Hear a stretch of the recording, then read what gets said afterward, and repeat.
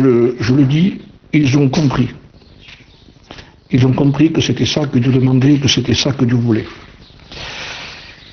Ceux qui ont continué à faire des réunions comme avant sans chercher Dieu, j'ai peur pour eux. J'ai peur pour cette façon de faire.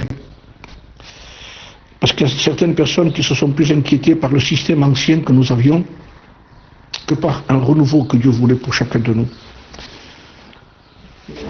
Élie, le sacrificateur, s'inquiétait plus parce que l'arche avait été prise que non pas de s'être inquiété pourquoi Dieu n'était plus avec eux. Et là, au lieu de rechercher certaines choses que nous avions avant, comment on fera après, il aurait dû rechercher Dieu comme on le fait aujourd'hui, parce que c'est là où on comprend beaucoup de choses. J'ai lu dans l'évangile de Marc, et un des exemples les meilleurs, vous le savez, c'est lorsque le Seigneur est entré dans le temple et qu'il a voulu remettre de l'ordre dans sa propre maison, lorsque le Seigneur voulait mettre de l'ordre dans sa maison. Et c'est là où on sent l'appel de Jésus-Christ, lorsqu'il est rentré dans le temple, qu'il a fait et qui a mis de l'ordre dans le temple, parce qu'il a vu qu'il y avait beaucoup de choses qui étaient entrées. J'ai lu un texte dans l'évangile de Marc qui m'a interpellé. C'est lorsque Jésus-Christ, dans l'évangile de Marc au chapitre 11, lorsqu'il est arrivé à Jérusalem, il a été au temple. Il a été au temple, mais je vois qu'il a été 2 fois au temple. Au verset 11, Jésus entra dans Jérusalem, dira la parole de Dieu, et dans le temple surtout, parce que ce qui l'intéressait, c'était de rentrer dans le temple pour voir ce qui se passait dans le temple. Et quand il est tout considéré, écoutez le mot, quand il est tout considéré, comme il était déjà tard, il s'en alla à Béthanie avec les 12. Il est reparti en dehors de Jérusalem. Mais il a fait une considération d'abord du temple. Il a voulu voir ce qu'il y avait à l'intérieur. Je crois que c'est la même considération que le Seigneur a fait. Il est venu jeter un coup d'œil chez nous. Et il a vu ce qu'il y avait à l'intérieur, donc il a tout considéré. Et il semblerait que le Seigneur puisse son temps en disant, on verra demain comment on va faire les choses. Alors le lendemain, c'est écrit comme ça de toute façon, au verset 12, le lendemain, après qu'ils furent sortis de Béthanie, Jésus eut faim, donc il y a un parcours, et ensuite il revient à Jérusalem, et il dit qu'ils arrivèrent à Jérusalem, et Jésus entra dans le temple. Et là, c'est une seconde fois qu'il rentrait. Et là, il y vient avec des intentions qui sont à lui.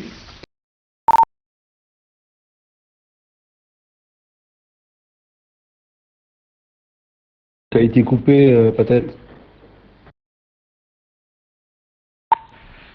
Ils arrivèrent à Jérusalem, donc une seconde fois, ils rentrent dans le temple, et là, donc, il y a une considération, il se mit à chasser, et là, donc, ceux qui vendaient, ceux qui achetaient, dans le temple, il renversa les tables des changeurs, des sièges, des vendeurs de pigeons, et il ne laissa personne transporter aucun objet à travers le temple, et c'est là que, donc, il est dit, il enseignait en disant, n'est-il pas écrit, ma maison sera appelée une maison de prière, pour toutes les nations, vous en avez fait une caverne de voleurs.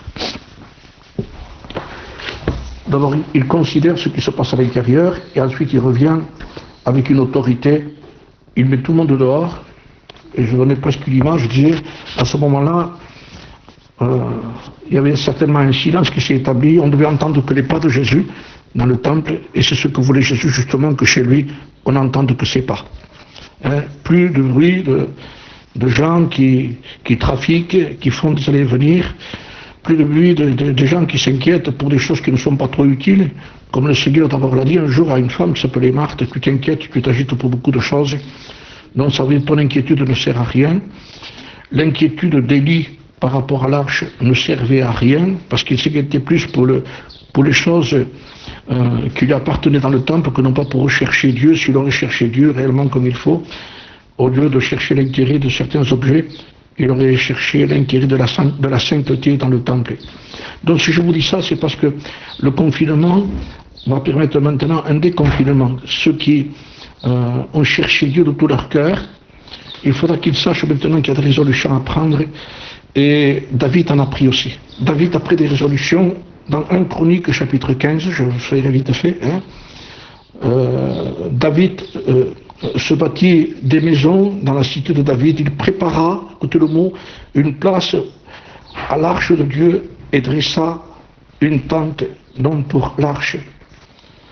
Alors David dit, l'arche de Dieu ne doit pas être portée que par des Lévites, car l'Éternel les a choisis pour porter l'arche de Dieu et pour en faire son service.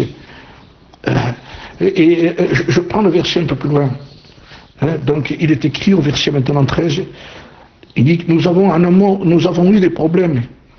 Il dit parce que vous n'étiez pas là la première fois, il parle des Lévites, et l'Éternel notre Dieu nous a frappés car nous n'avons pas cherché selon la loi. Donc je vois un travail formidable de la part du Seigneur ici, c'est que David avec son zèle, la première fois, a fait une faute. Et vous le savez, ceux qui connaissent la parole de Dieu un peu, nous savons de quelle façon David a voulu imiter les Philistins pour transporter l'arche. Il y a eu un désordre total, même s'il y avait une bonne réunion, comme on dira, mais ça n'a pas marché comme il fallait. Il y a eu quelqu'un qui est mort, Uza est mort, l'arche a été, donc ça a été terrible tout ce qui s'est passé. Et David donc remet de l'ordre, et en un mot il cherche Dieu, il prépare une place, et je voudrais insister sur ce mot. Après le confinement, après la prière, après les moments de prière que nous avons ensemble, c'est pas demain la veille pour que le local puisse être ouvert. Donc nous avons du temps encore à passer du temps ensemble sur Zélo, ne faites pas de soucis. Mais il faudra qu'il reste quelque chose de très important, parce qu'il y a une pensée d'un homme de Dieu que j'ai notée et qui m'a fait beaucoup de bien, je l'ai cité dans certains endroits. Écoutez ce qu'a dit cet homme de Dieu, c'est très important, parce que c'est un temps de prière que nous avons intense et qui nous fait beaucoup de bien, mais il a dit ceci aussi, la prière nous sera utile lorsque nous cesserons de nous en servir comme substitut à l'obéissance. Ça veut dire que la prière ne pourra être utile que lorsque nous continuerons, nous, après la prière, à sanctifier notre propre vie et à sanctifier nos églises. Il faudra, et que Dieu le permette bientôt, que tous nos locaux puissent ouvrir. Mais j'aurais peur, je le dis, j'aurais peur, et notre crainte sera, c'est que nous reprenions la même façon de faire qu'avant, et que nous oublions le temps où le Seigneur a démontré qu'il fallait mettre de l'ordre à travers la prière, et non pas recommencer comme avant, mais recommencer autrement. Il y a un temps pour prier et il y a un temps pour réparer. Il y a un temps pour chercher Dieu et c'est le temps que nous avons. Mais n'oublions pas qu'il faudra mettre de l'ordre dans nos vies. Et là, quand nous rentrerons dans nos églises respectueuses où nous sommes, ce sera une autre église qui rentrera dans ce local. Et c'est cette église qui va diriger le local que nous avions auparavant. Ce ne sera pas la même façon. Je demande à Dieu de tout mon cœur que ce ne soit pas pareil. Il y a une considération de la part du Seigneur. Il rentre dans le temple, il considère, il regarde, et il revient le lendemain. Et il met de l'ordre. Ça veut dire, je ne suis plus d'accord avec ce qui s'est passé avant. Nous allons balayer tout ce qui s'est passé, et ça c'est la communion. Et la prière nous a permis, je le dis, et la vraie communion c'est celle-là. Parce que la vraie communion, après la vraie communion, il y a la sanctification qui suit dans notre propre vie. Il y a la réparation, il y a le rejet des idoles, il y a le rejet de tout ce qui était de chez nous, il y a le rejet de tout ce qui a entravé le temple à l'intérieur. Une recherche sans obéissance sera une mauvaise recherche. Si nous avons que du zèle pour passer des moments devant Dieu, je bénis Dieu pour les moments que nous passons, mais il y a une préparation là, une préparation de Jésus, une considération de Jésus-Christ, parce que ce qu'il veut faire chez nous, ce sera que lorsque nous allons sortir du confinement et que nous rentrerons, parce que nous avons besoin de nos locales. Il ne faut pas oublier ça. On ne pourra pas toujours vivre sur Zélo. Tant que le local n'est pas ouvert, Dieu nous fait une grâce de continuer à prier ensemble et de nous exhorter. La preuve, on s'exhorte quand même. Mais il ne faut pas oublier que notre local et les églises locales font partie aussi de la vie de l'église. C'est là où on se rencontre avec tous nos frères et sœurs. et que les ministères peuvent être exercés aussi. Donc, mais il faudra que ce que nous avons reçu dans la prière soit amené avec un renouveau réel de sainteté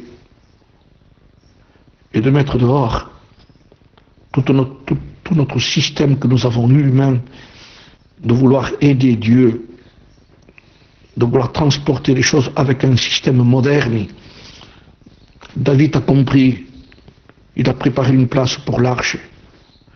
Et il va être assez humble pour dire le grand David, Dieu nous a frappés. Verset 13, car nous ne l'avons pas cherché selon la parole de Dieu, selon la loi. Et là, les choses vont recommencer différemment. David ramène l'arche, mais avec de nouvelles conditions.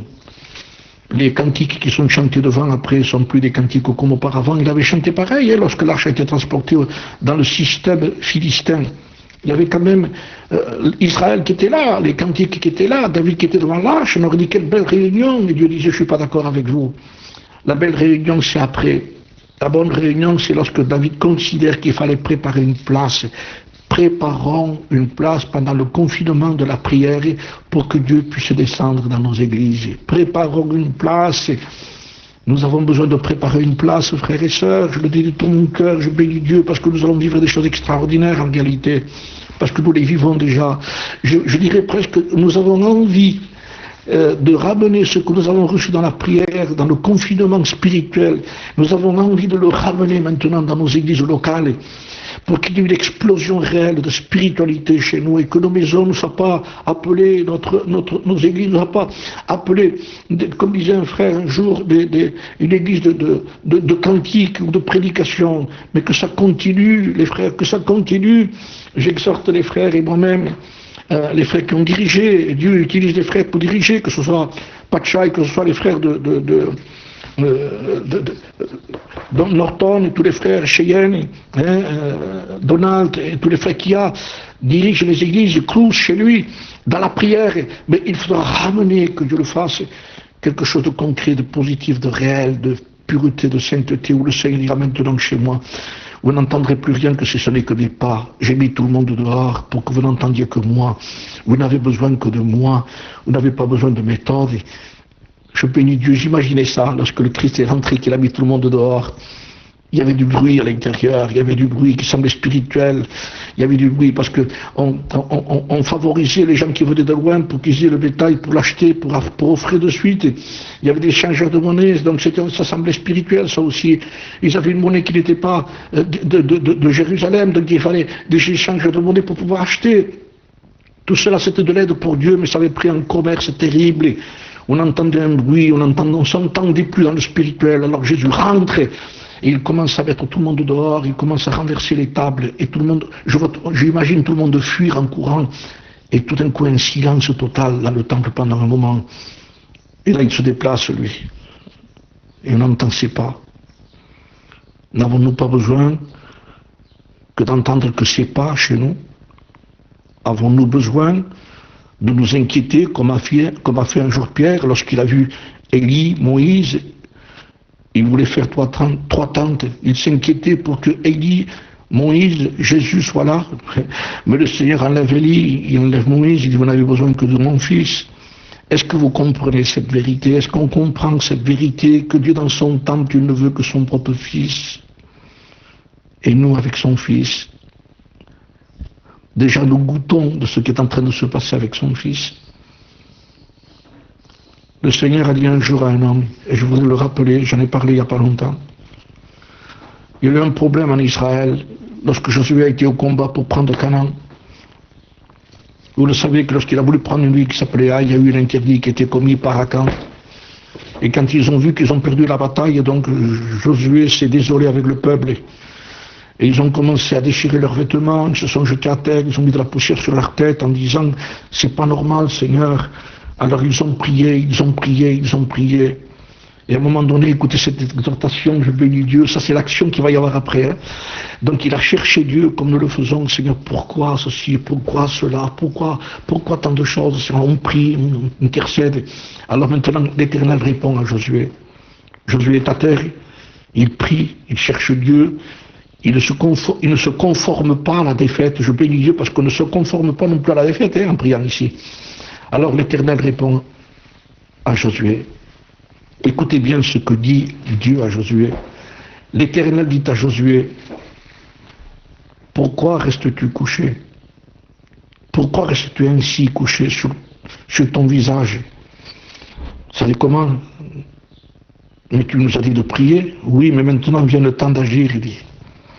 À partir du moment où nous allons chercher Dieu, il va nous dire maintenant, parce que tu m'as cherché, je vais te dire pourquoi ça ne va pas. Israël a péché. Les frères, ce n'est pas les païens qui ont péché. S'il y a eu des problèmes dans nos églises, ce n'est pas à cause des païens. C'est parce qu'il y avait un mauvais christianisme, un christianisme mondain, le monde qui est rentré chez nous. Israël a péché. Alors Josué a déchiré ses vêtements. Donc, et il prie.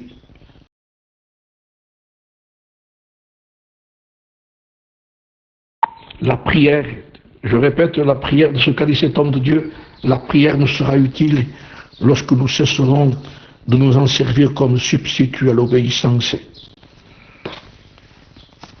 Il va y avoir le déconfinement bientôt.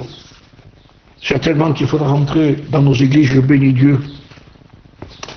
Mais voilà, il faudra prendre des résolutions.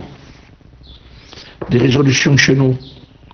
Ce que nous avons reçu aujourd'hui dans la prière. Nous n'allons pas nous laisser intimider, les frères. Je lance un défi avec vous ensemble. C'est fini. Les frères, nous tournons la page. Le monde ne sera plus pareil, les gens disent. Beaucoup de gens disent par rapport au monde, ça ne sera plus pareil qu'avant. Mais je voudrais dire aussi, nos églises, après avoir cherché Dieu comme nous l'avons fait, nous serons plus pareils. Parce que c'est nous qui déjà ne sommes plus pareils. Ce n'est pas le local qui doit changer. Nous avons changé dans la prière. Maintenant, nous allons amener dans le local ce qu'est la vraie Église. Et la vraie Église n'est pas autre que ce que le Christ a dit. Ma maison qui va rentrer dans mon local, que c'est beau, c'est ma maison qui rentre dans mon local. C'est ma maison qui va rentrer dans les locaux de tous les endroits où nous sommes, sera appelée à partir de ce renouveau, une maison de prière. Une maison de prière. Continuer à avoir le même état d'esprit de zélo chez nous. Béni soit Dieu pour ce qui est en train de se passer, pour ces liens qui se sont raffermis entre nous. Ce que les locaux n'ont pas pu faire, vous avez vu que le Seigneur l'a fait. Alors, je le dis et je vous laisse ici. Ayons des résolutions, prenons des résolutions, faisons comme David, préparons une place comme il a fait, dans des nouvelles dispositions. Nous ne l'avons pas cherché comme il fallait, maintenant nous l'avons cherché comme il fallait. Et nous sommes certains et sûrs que dans ce sens-là maintenant, Dieu, je ne dis pas sera avec nous, il est déjà avec nous. Et nous allons amener la bénédiction dans toutes les villes où il y a un local qui appartient aux églises que nous avons. Que Dieu bénisse tous les frères et qui vous encourage à continuer avec moi, avec vous, ensemble, tous ensemble. Je bénis Dieu pour tous ceux qui concourent à la prière. Soyons dans ce sens-là. Et que Dieu bénisse tous mes frères de la région où nous sommes ici. Amen. Dieu vous bénisse à tous. Nous voulons remercier notre frère de la disponibilité